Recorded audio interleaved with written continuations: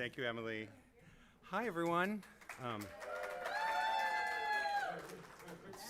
So most people in the room know that I'm not Rob Kirby, but I'm lucky enough to be married a little to him. And Rob asked me to sort of kick things off with a few big thanks and a little bit of context. Hi, Carol. First of all, also, we would like to thank Literati Bookstore for making this happen.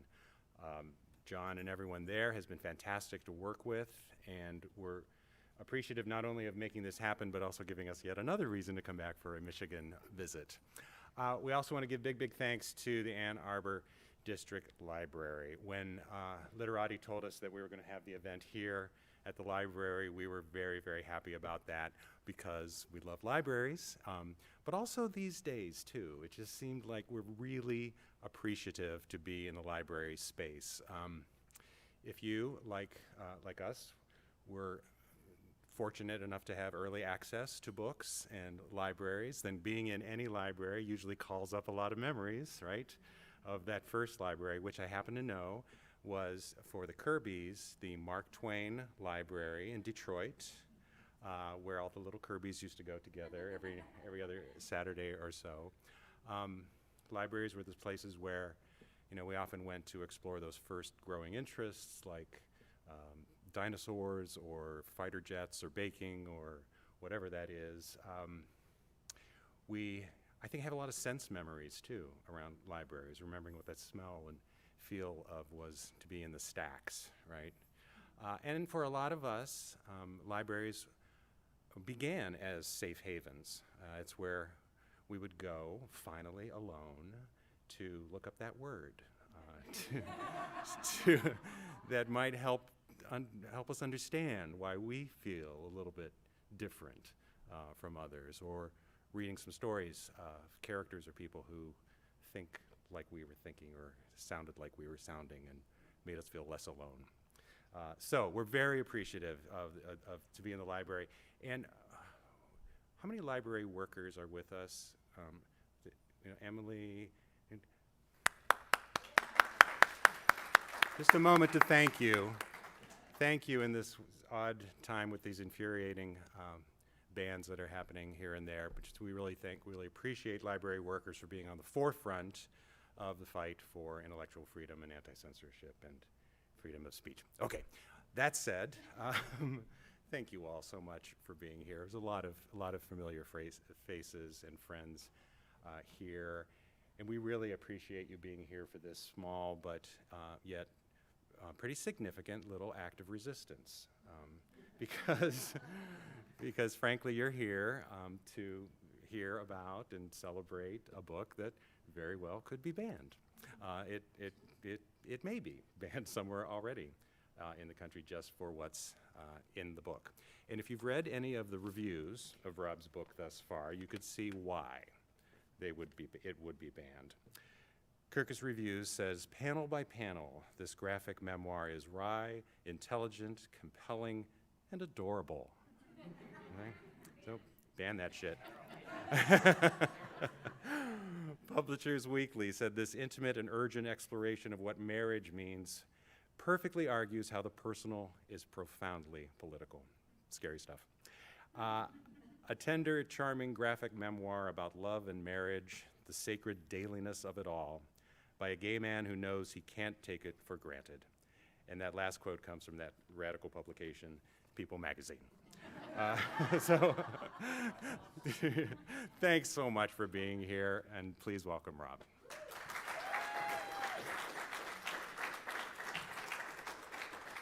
Hello, Michigan. Do you remember the commercial from the 80s? Say yes to Michigan, say yes, yes, yes. I will always say yes to Michigan. It's my hometown. I'm from here. We have people here from here, and all over, and maybe some up here, but I can't do that very well. So, all right. So, I'm going to read to you from just a couple chunks from the book, from the first chapter and the second chapter, and then I'm going to give you little previews of some of the other things I talk about in the book very briefly, and then we'll just do Q&A and all have a great time afterwards, okay? So, without further ado, my friends, family, strangers, marry me a little. This is from the beginning of the book. Oh yeah, right, okay. On October 3rd, 2013, I got married. I often say I got gay married as a joke. I was 51 years old, John was 54. He and I had been together since January 2003. To be honest, I don't even remember exactly how or when we decided to do it.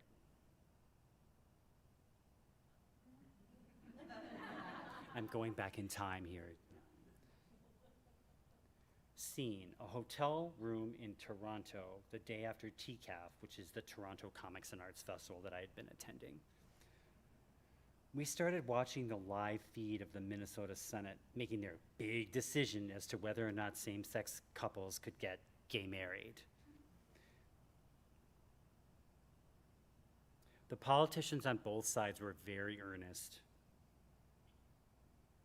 Senate DFL leader Tom Bach told a heartfelt story about a gay family friend named Ray. I'm going to do the Minnesota voice, John, I'm sorry. What I learned growing up in that Bible camp? Acceptance. I learned about diversity. I learned about the golden rule. Senator Scott Dibble read a part of a poem by Langston Hughes, and he acknowledged his long-term partner, Richard. Let America be America again.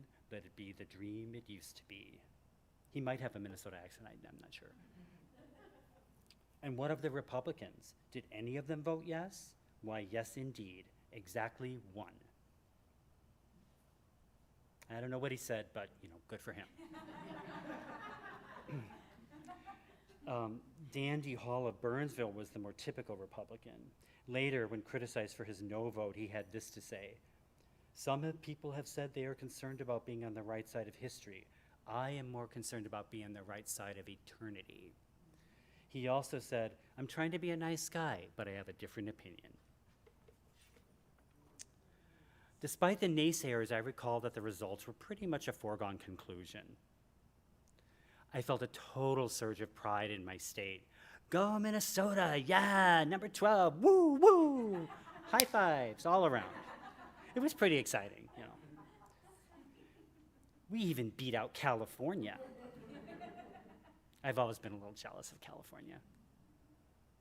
They were still dealing with the Proposition 8, which only temporarily, as it turns out, banned same-sex marriage in 2008. Long story.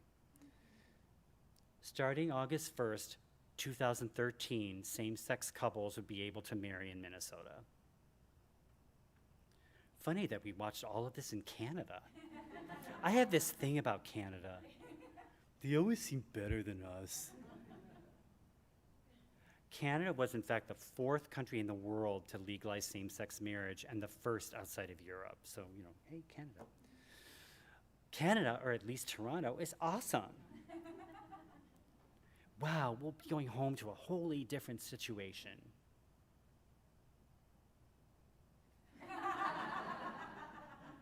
Right? I mean, it's amazing. I grew up in inner city Detroit during the 1970s. It was often referred to as Murder City back then. Remember that, guys? Just across the Ambassador Bridge was Windsor, Ontario, where nothing much ever seemed to happen. True or false, the sense that a simpler, more Canadian way of life was just out of reach carried with me to adulthood. In addition to being ahead of the curve on marriage equality, Canada has way lower crime, no real gun problem to speak of, and less pollution than the USA. And they have universal health care. Do not get me started on that.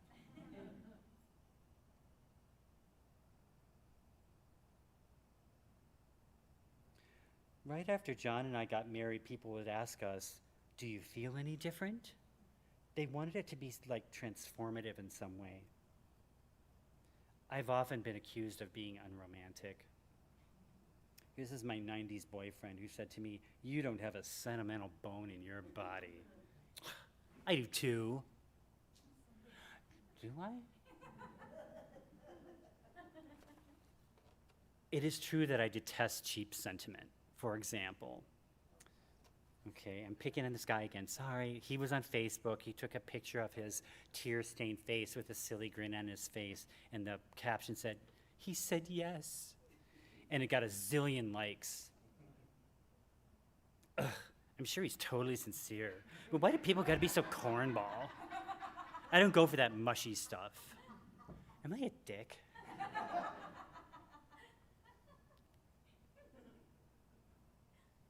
I literally can't remember either John proposing to me or vice versa. So, should we do it? I guess so. Yeah? Huh. We never even exchanged rings. Still no ring.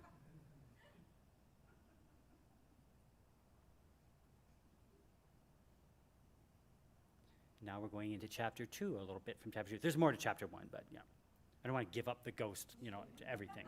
For those of you who haven't had the pleasure to read this yet. On September 3rd, 1971, Jack Baker and Michael McConnell got married in a friend's apartment in Minneapolis. 1971, folks. The year before that, they had applied for a marriage license, the first same-sex couple to ever do so. Their application was turned down by Hennepin County, and they subsequently fought the issue all the way to the Supreme Court. Though they eventually lost the case in 1972, in 1971 they obtained a marriage license in another county after Jack changed his name to the gender-neutral Pat Lynn, and they got hitched. When the county attorney found out about the couple being two men, he called their license invalid, but he never went to the court to rescind it. So the license was never officially recorded, but the two were technically married. In a 2015 interview with the New York Times, Jack said, "We outfoxed them." And as far as I know, they're still around, too. Wow, they were romantics and badasses at the same time. With their little matching headbands.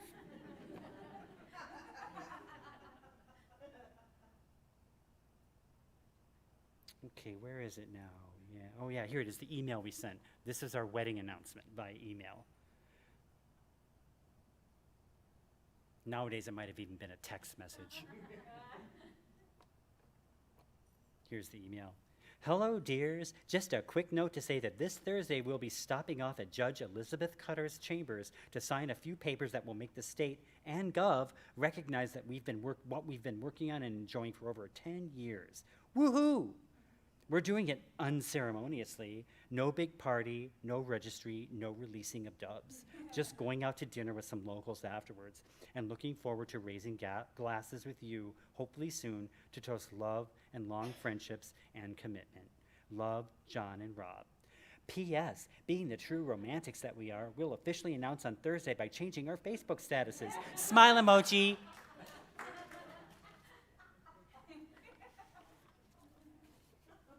Huh.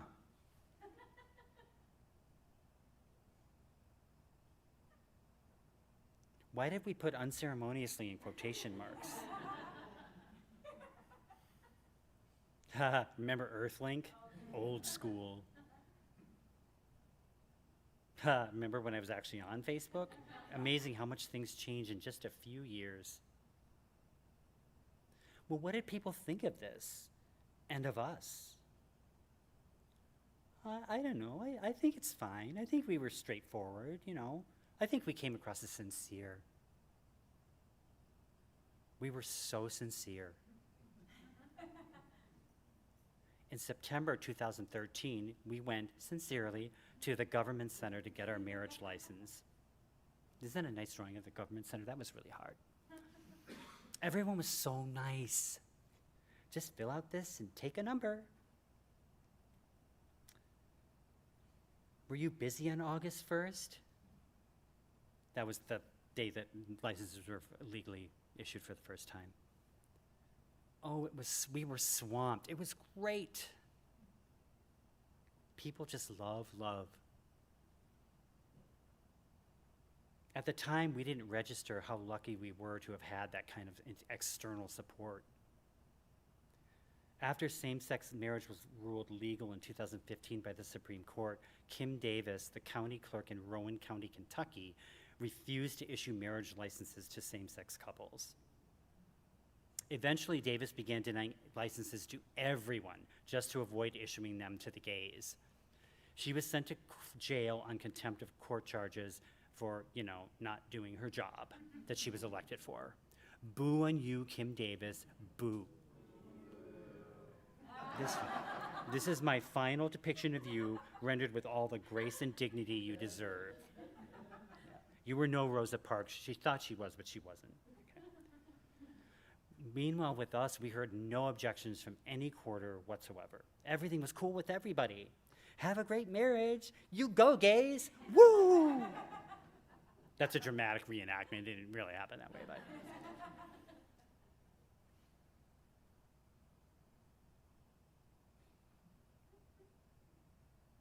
So now we get married then.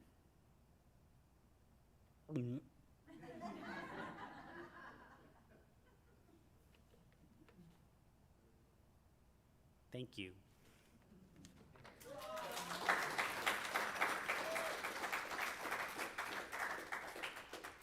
And now I'm going to just show you a few extra panels from other parts of the book, just to give you an idea of the scope of stuff I talk about, other than just John and me.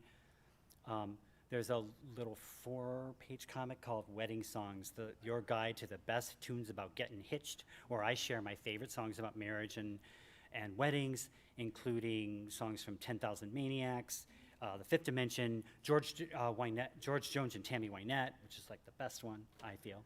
And I invite you to think about what songs you like best, what wedding songs about marriage and stuff. So let me know, because I want to know. I also have a section on weddings on TV shows and movies, and about, in particular, there's this one trope they use so often, in which the bride or the groom disappear right before the wedding because they can't take the pressure. And I just thought, what is with that? What is that? Why do they keep using that same storyline? So, I thought that was really interesting. So I delved into my best friend's wedding, bridesmaids, the Chandler and Monica friend's wedding, and 4 weddings and a funeral. So, and I left out Muriel's wedding. I'm going to do a comic about that, I swear to you. And I also do, there's also, when you're queer, you are under the gun all the time. You always wonder when the next shoe's gonna drop. We have marriage rights right now, but I'm not sure. We'll see. We'll just see what happens. There are certain political forces out to get us. So this is part of after the 2016 elections. And finally, one of my favorite parts of the book, I go into my sister Martha's wedding, who's right over there, with her amazing sister twin, Marion. And this was, I think everybody has, almost everybody has a significant wedding or two in their life histories. And this one was a very, very emotional event. Her mother was dying, basically. But in a weird sort of way, something she told Martha kind of saved the day and kept Martha cool and calm and able to marry her now ex-husband, but still good friends. Yeah. So there's that aspect to the wedding as well. I was hoping with the book to have people think about all these things, about weddings and politics and culture, and so all with these little adorable drawings that Kirkus Reviews liked. So I think that's it. Thank you so much.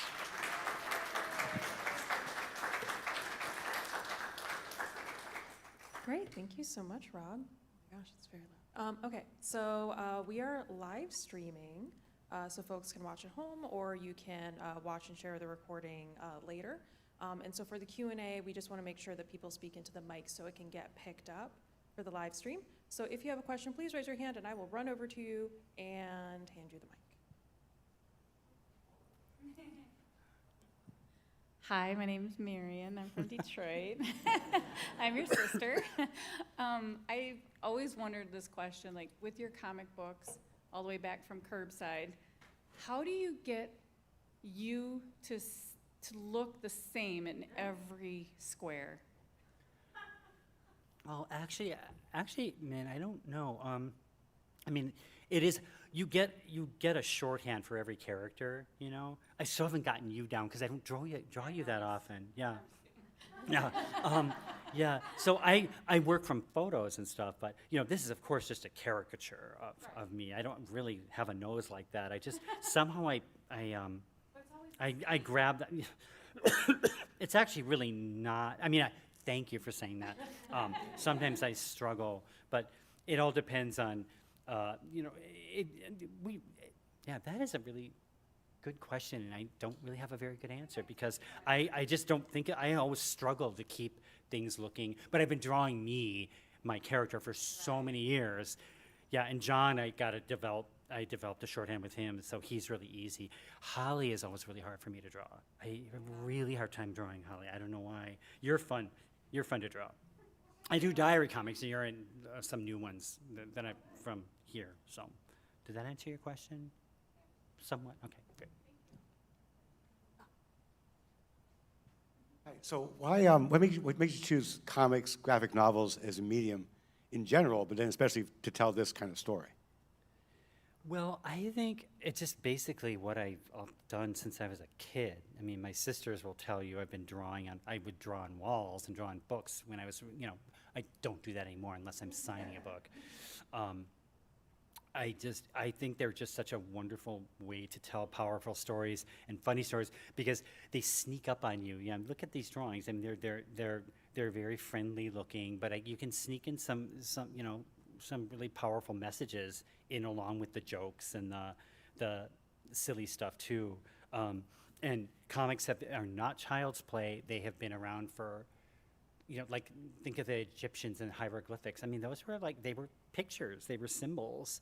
And somehow we always know, like if I draw an exclamation point over somebody's head, we know they're going, oh, wait, whoa.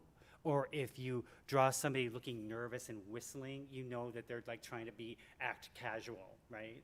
There's just this language we grow up with. We don't even realize it, but we're absorbing that stuff all the time. So we know if I draw a big sound thing, if I draw the word ploosh, you kind of know what it is, even though it's not listed in Webster's, right? Yeah, so comics are just like a really wonderful, friendly medium, and anybody can do them. I have a friend right now who's starting to do diary comics. She says, I can't draw at all, but she wants to try and see. She just likes what I do and what so many people like Linda Berry do, and she wants to try it herself and just see how it goes. She's actually a poet and a memoirist, but she wants to try visuals. Yeah. Oh my gosh, okay. Back here. Circle around. Hello there. Hi. What comes first, the words or the pictures? For me, I'm a wordy sort of fellow, so it's usually the text first. In fact, I've been criticized many times in the past, like my book with Cleus Press, Curbside Boys from 2002. I look at it now, I'm like, Rob, man, you really needed to like just show, don't tell. Not that exposition isn't important sometimes. Sometimes you just have to be, like these panels here. Let's see. Yeah, boy, check this wedding songs one out. Let's see if I can find it. Boop. Yeah, there it is. Like that's a lot of text on there, but that's okay. And the question was, words or pictures first? Yeah, other cartoonists they sketch and draw stuff, and that's how they get their ideas and stuff. For me, it's always I'm more of like I mean, comics are words and pictures, but I tend to lean towards the text more. But in my book, the several last pages of the first part of the book, I'm really proud of those pages because I got rid of all this text and did everything visually. And there's very little words, very little text in those panels. There weren't in this slideshow, but I somehow got inspired, and I don't remember where that came from, but I was able to depict certain things through the use of the medium, less than from didactically writing everything. So, yeah. Yes, thank you. Good question.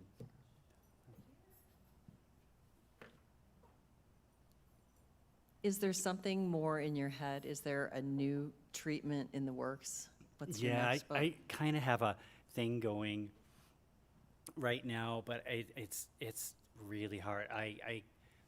Like I said, I'm a really wordy cartoonist, and I'm trying to figure out how to tell this story. And I always remember what the writer Shirley Jackson said. You take an idea and approach it like a puppy would with an old shoe. Come from it from this angle, that angle, and I'm still doing all that and trying. I'm not ready to talk about it yet, but it is another memoir, and it's got politics and fun stuff, and I'm really hoping I'll be able to talk about it and start it in earnest. But when you put out a book like this with doing events and podcasts and stuff like that, it's just really distracting. I think I'm gonna just have to wait until after the summer, and then maybe I keep pushing back but I want to do that comic about Muriel's wedding too, which will be a shorter thing that'll get my juices flowing again, I hope.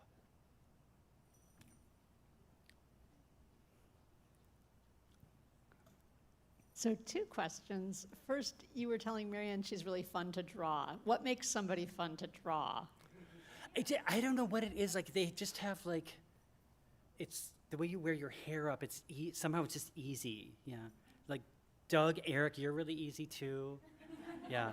Martha, I struggled with you for a while, but yeah, like, yeah, it's like, I just have to look at photos of you, to because again, I just don't draw you all the time. Like John, I can draw him. I'll draw, anybody wants a picture of John in your book, I will draw him. He's really easy to draw, yeah. Because you develop a shorthand. If you see old clips of Charles Schultz drawing his characters, like Charlie Brown or whatever, he's like, boom, boom, boom. I mean, it's like second nature, yeah. So it sounds like part of being fun to draw is being easy to draw, that shorthand that you talked about. Yeah, you just have to, and that's the thing, I just haven't developed a shorthand for everybody yet, But there is sometimes I'll see somebody on television or in a movie or whatever go, oh boy, they have such unusual features. I mean, I could draw them in a second, I'm trying to think of a really good example of somebody like that. Jimmy Caddy. And I'm coming up blank, but if I think of them, I'll suddenly blurt it out of nowhere. My other startle question you. is unrelated, but what were some of your early influences on your work? Charles Schultz, every cartoon, Edward Gorey. I still have the book my mother gave me in 1977, Amphigory, and it's all the cartoon. We all love. Every cartoonist loves Charles Schultz. I've never met one who doesn't. He did it all, and he kept it so simple, but there was so much going on. Yeah. Thank you.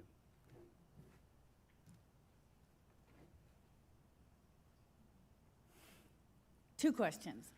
How long, so when you start drawing a page and when you finish that and you go to the next page, do you ever feel like, oh boy, I'm tired? Like, do you ever get sick of, on the next page, now I gotta yes. start all over on this new page?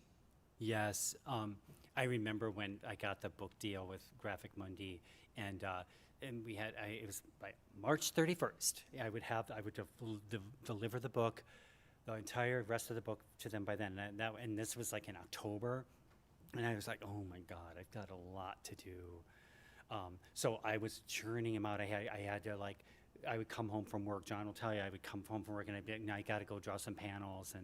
When I would get a page done, it's like, whew. And I basically had it down to every week I'd get a page done, and I knew how many weeks I had left. And every page is a struggle, and every time you finish, it's such a relief. And you go back to it a couple weeks later, and then you can see how well you did. You're too close to it after you first finish it. Although there are a few pages that I knew right away. I'm like, oh, I really like that one. So, yeah. Do you ever finish a page and you're like, nope, I'm gonna scrap that and throw it away? Yeah. Oh my God, the page in the book with Lou and Gary, from John's brother and his partner who got married in Palm Springs. It's just a picture of them. Oh my God, I had to keep patching it. I still work with pen and actual Bristol board. I don't do digital drawing at all. So I find I had to put a new head on him. Like you clip it, and you have to like get it all, and it's hard to do. But I don't want to do digital. I really like hand. Yeah, but that page drove me nuts. I'm still not completely satisfied with it, but So that I was captured actually- his face. Lou's face I like, but the rest of it, Gary's really hard to draw. Really? Oh my So that was going to be my next question about would you ever go to digital? So now I'll come up with a second question. Who is your favorite sibling? No, I'm just kidding. I'm just kidding. I already asked that in the Minneapolis. All of them.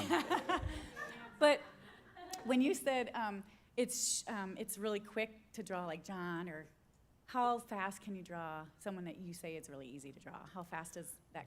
Johnny boy, I can draw John John in like a minute. Go. Yeah. Because of the ears and the nose and stuff, it's like the best. He's got the best face, right? Yeah. Thanks, honey. All right, this is just a question I'm asking. You talk about the ease of drawing John and who could not draw John easily. But what about people that you, Chris, but if you're sober, maybe. No, I'm just kidding. What about, I mean, this is a story about your life with John and everything, but going forward, I mean, is there anyone that you've hit that is like a wall, or somebody you're having a hard time finding, you're having a hard time drawing, you're hard time capturing them, and I know this isn't in this book per se, but I'm sure with other things you've created, do you ever get over that hump where there are some people you just go like, yeah, you know what, I just don't want to be in that space or create them, or I can't capture their spirit. I mean, I'm just asking as a creative, outlook on just the illustration of it. You can always write stuff to make them sound the way you want them to sound, but how do you capture that, in other words? Well, it just like every page is a struggle. There's very few pages that aren't a struggle. Like it just. One cartoonist friend of mine talked about it as he sees it as problem solving. Like like how am I gonna, like the perspective. My friend Beth over there, she's a cartoonist. Her book Look Again from Street Noise Books is out. It's a memoir also, and she's like, yeah. What was it? Where was I? I get so sidetracked at these things. Yeah, it's a struggle, and you just, again, I just tell myself it's a page of comics. It's just comics, It's just no need to like make it a crisis, even because sometimes you get really upset about it, and like, I just, like tear my hair out. I find it just harder to draw ambassador bridges and government centers, and cars, yeah. So like those are a real struggle for me, but I'm really proud of like the government center drawings in the book. I'm really proud of them. I sweated over those, I really did. People are just, and animals and stuff are just so much easier, And I do work from photos too. Sometimes I just simply cannot get, and I usually need a photo, yeah. Like if I were to draw somebody like my sister Marion sitting in that chair, I would need a picture of it, and then it's so much easier, That's the problem solving. Get a picture, you work from that, Yeah. Hi, I have a question about your creative process. So when you're done with a page, do you seek feedback immediately? Or do you wait a few pages? Like for this book, did you ask John after each page, like, is that going to do it? Or how do you work? No, he would get mad at me. Like, will you just show me? I have a Patreon page, and I would put the pages on there, and he was kind of offended I wasn't showing him first. Yeah, I'm just really shy about it. Although sometimes I'm not. Other times, and I do absolutely call upon him, like, John, how do I do this? Should I leave this off? Should I put that in? And he's usually very definite, like, oh no, don't put that in, leave it out, or vice versa. It's just I'm abusive because like sometimes I lean on him so much, and other times it's just like, no, get away from me, no, because I'm just shy. Sometimes I just need to work it out myself, you know? Again, everything, every page, every panel, everything's different. So try drawing comics. It's really hard. Yeah. But it's great too. Yeah. I have a question, Rob. What? I notice that every time I show up in the book, I'm at my computer. Now, that's actually a stretch, would you say? He really was kind of like, wow, am I really all, yeah, I'm like, we're computer people, you know, we really are. We're on our computers all the time. And John, and in one panel, like I drew an arrow to him, it's a king of spreadsheets, because John has always got a spreadsheet about everything. For this whole trip, spreadsheet, you know, yeah. Okay, more questions. That's a good thing. No.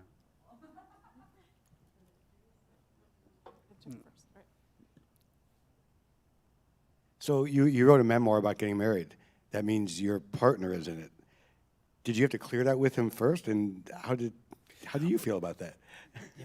Yeah, I remember, I think I was already thinking, hey, this would be a really good story, because we're really ambivalent about this marriage business, but we're doing it anyway, and this is a good story. You know, this is you know, I mean, that's what, this isn't look at me, it's like I'm just trying to figure out, I just thought it would be a really good examination, start a good conversation in my head, and hopefully have it with the reader.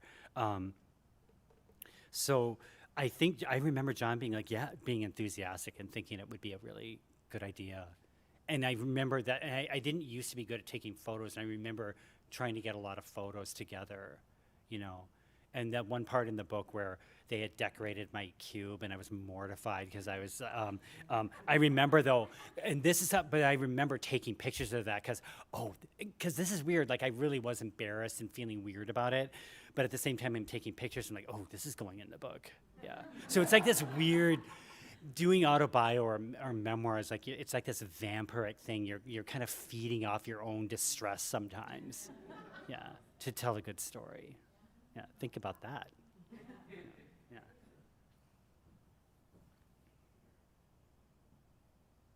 So I'm pretty distressed by how laws have been written in some states banning books now through 12th grade. Yeah. How can we get your book or books like them to the Brooklyn Library or on the Libby app, or is there anything allies can do to help you get it there?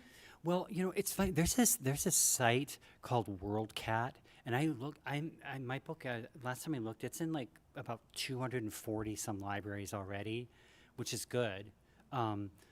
Getting it in libraries, I mean, you can ask librarians. At my Minneapolis reading, I had some librarians there. They came to the thing and got books for the library.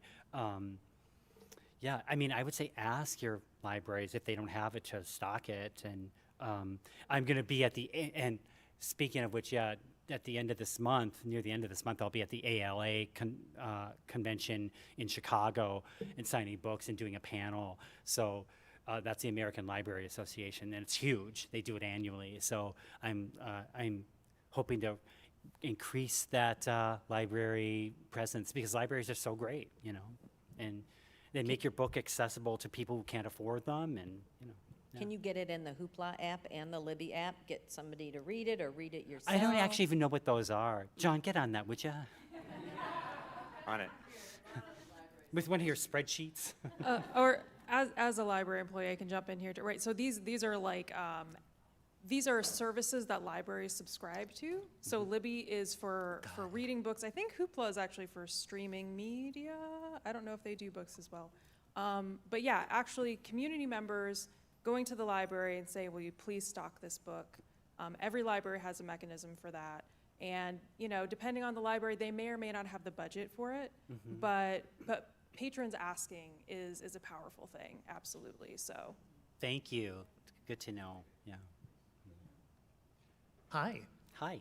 So how do you take a book when everybody's like on Audible and things like that, and if your book was chosen, how can that visuality that you have come On with the Audible? words? Oh gosh, I don't think graphic novels are on Audible unless I don't know how they do it. Yeah, there's not even, Penn State hasn't put out a digital copy of Marry Me yet either. I mean, I don't know if they're doing that with their graphic novels yet. It's a whole, they have a whole imprint, Penn State, it's Graphic Monday. I don't know. Yeah, I know they do make, electronic, like you can get some books on Kindle, but mine's not an e-reader. There's not an e-reader of it, or not an e-book of it yet. Well, if you need somebody to read one of your works, we can probably make that happen. No, just kidding. Oh, cool. Do it, man, yeah. All right, I think we have time for one more question here, then we want to move on to the signing. Okay, okay. Do we have going once, going? I'm just curious if your book could be in other languages as well. Yeah, once I was, my book Curbside Boys, there is a Spanish version of that. And I remember them asking, it was Los Chicos de Enfrente, I can't remember the rest of it. Anyway, I remember them asking, the translator had to send me a few questions. He did not know how to translate certain words into Spanish, like how would that, there was the word, he asked me about angst, I remember that, which is a German word, right? Yeah, and I had to tell him what angst is. Like angst is, I can't remember what I said. Anybody? Anyone? What?